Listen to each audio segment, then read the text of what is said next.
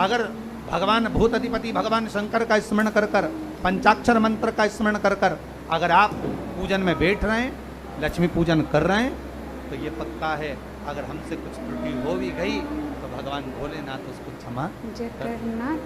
और माता से निवेदन करना, हे लक्ष्मी मैया, हे वैभव लक्ष्मी, हे माता अष्टलक्ष्मी, हे माँ संतान लक्ष्मी, धान्य लक्ष्मी, वैभव लक्ष्मी, प्रतिष्ठा लक्ष्मी, यश लक्ष्मी, कीर्ति लक्ष्मी, आरोग्य लक्ष्मी, संतान लक्ष्मी, हे माँ ऐसी कृपा करिए, आप हमारे घर से रुष्ट होकर ना जाइएगा।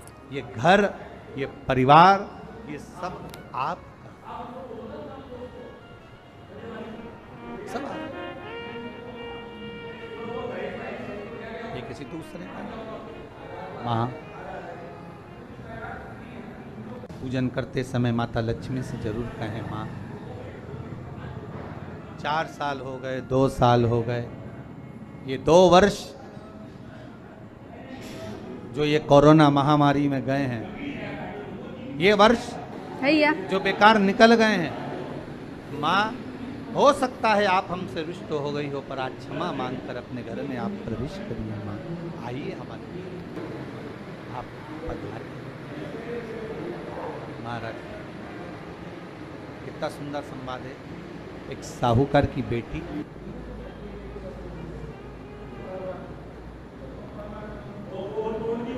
साहूकार की पुत्री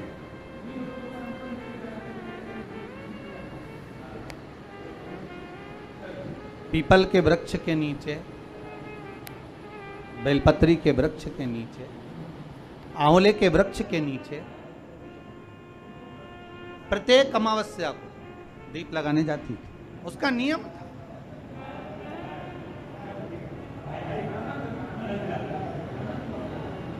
साहूकार की पुत्री प्रत्येक अमावस्या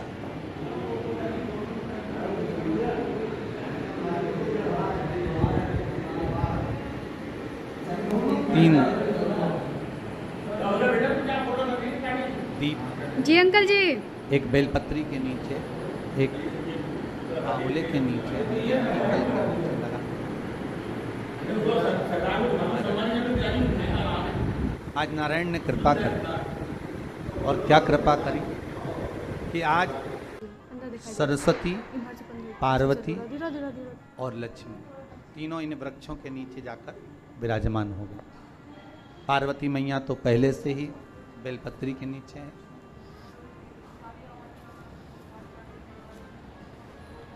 स्वयं सरस्वती मैया, लक्ष्मी मैया आंवले और पीपल के नीचे विराजमान है। अब आज तीनों देवियों में बात हो रही है, आज तीनों देवियों में चर्चा हो रही है कि यदि आज अगर कोई दीप लगाने आया और पहला दीप जिसका लगेगा तो ये पक्का है कि मैं लक्ष्मी उसके घर में प्रवेश करूं।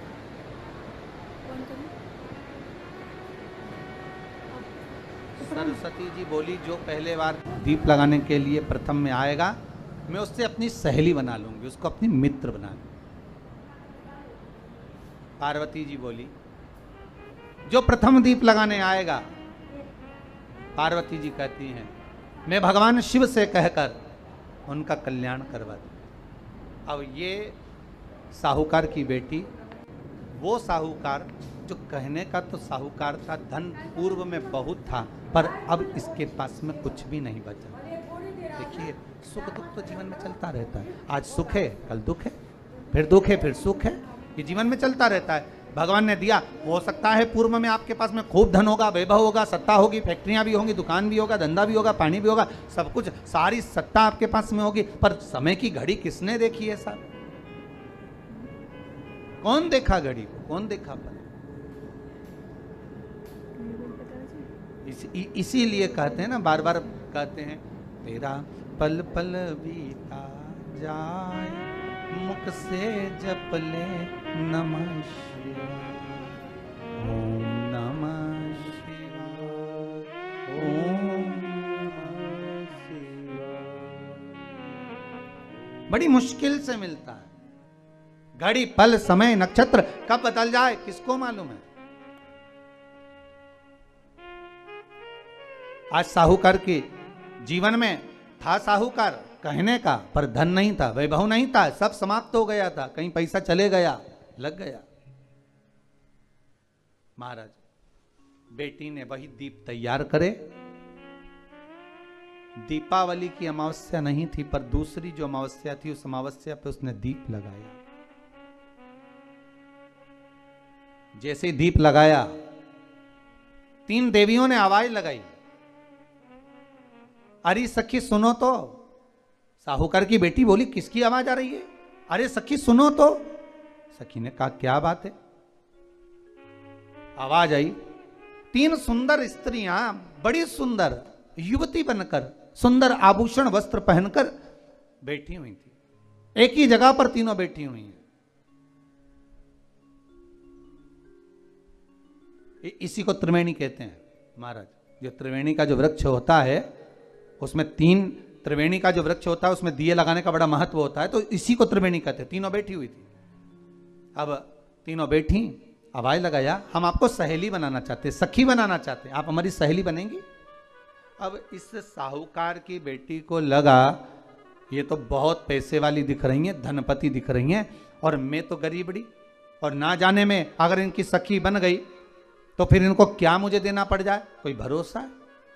इसलिए शास्त्र कहता है कि मित्र भी बनाओ तो सोच समझ कर बनाओ। मित्र भी बनाओ तो सोच समझ कर बनाना। ज्यादा धनपति मित्र बन गया तो मन में आएगा कि जब ये घर आएगा तो इसको घृत का भोजन तो कराना ही पड़ेगा, घी का भोजन तो कराना ही पड़ेगा। इसलिए मित्र भी बने तो ऐसा बने कि जो आपके सम्मुख में हो, उसको धन और वैभव से मतलब ना हो, उसको सत्ता से मतलब ना हो, आप उसको केवल आपसे मतलब, आपकी मित्रता से मतलब। साहूकार की बेटी ने कहा, मैं आपको कल बताती हूं, मेरे पिताजी से पूछूंगी मैं आपको मित्र बनाऊं कि ना बनाऊं। ठीक है, चली घर पहुंची। पिताजी, मुझे 3 सखियां मिली हैं, एक सरस्वती है, एक पार्वती है और एक लक्ष्मी। अच्छा, पीपल, आंवला और बेलपत्र, तीनों वहां मिला। अच्छा, क्या कर रही हैं? सखी बनाना चाहिए। पिताजी ने कहा, बन जाओ सखी बनने में दिक्कत क्या है, बनो। अब दूसरी अमावस्या पे जब वो गई और जाकर उसने कहा कि मैं आपकी सखी बन सकती हूं, तीनों प्रसन्न हो गई। तो उसमें से एक सखी माता लक्ष्मी ने कहा कि चलो आज तुम हमारे घर चलो, हम तुम्हारा सम्मान करना चाहते हैं। सखी को माता लक्ष्मी अपने घर ले गई। साहूकार की बेटी को जब घर लेकर गई, सुंदर सोने की चौकी, सोने की थाली और सोने के गिलास, पकवान एक से बढ़कर एक माता लक्ष्मी ने जब साहूकार की बेटी के सामने परोसे, इधर माता सरस्वती, इधर माता पार्वती नजदीक में बैठ गई और साहूकार की बेटी पकवान को पाने लगी।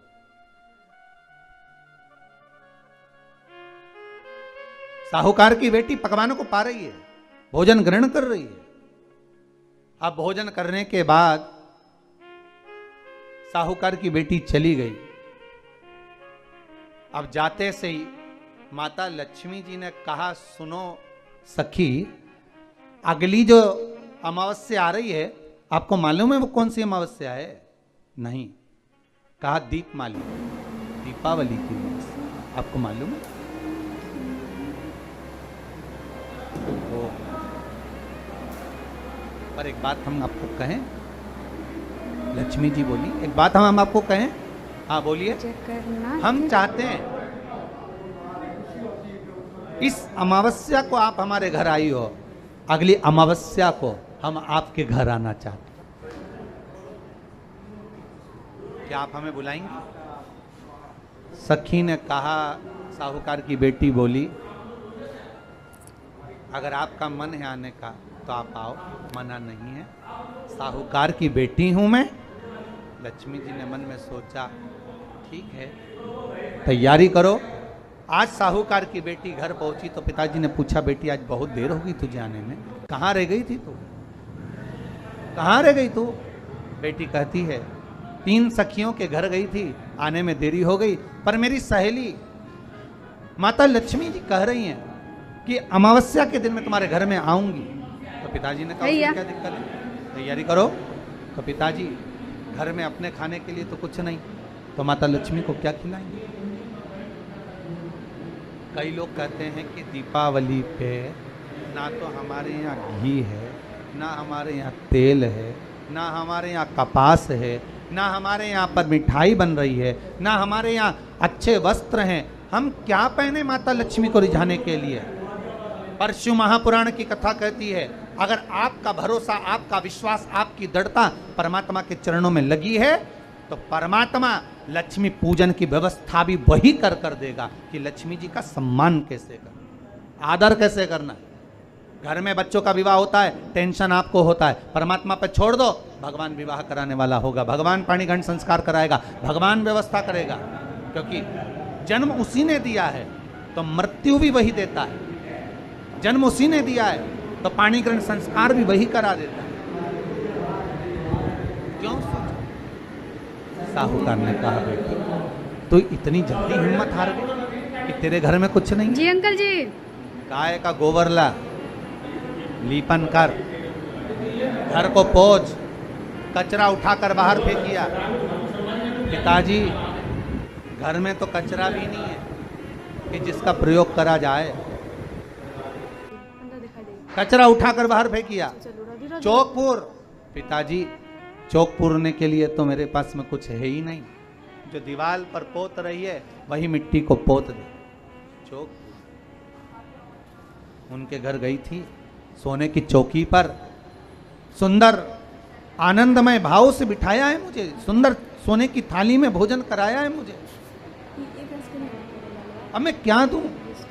पिताजी कहते हैं, अगर लक्ष्मी आपकी सहेली अगर आ रही है, बड़ी धनपति है, तो व्यवस्था भी वही। अब लक्ष्मी तो जाने की तैयारी में, सरस्वती उनके साथ जाने की तैयारी में, पर माता पार्वती नहीं गई। माता पार्वती ने कहा आज मैं नहीं जाऊंगी। क्यों? आज मुझे अमावस्या का दिन है ना, इसलिए बेलपत्री के पेड़ के नीचे मुझे रहना पड़ेगा। तो माता पार्वती बेलपत्र के पेड़ के नीचे रुक गई।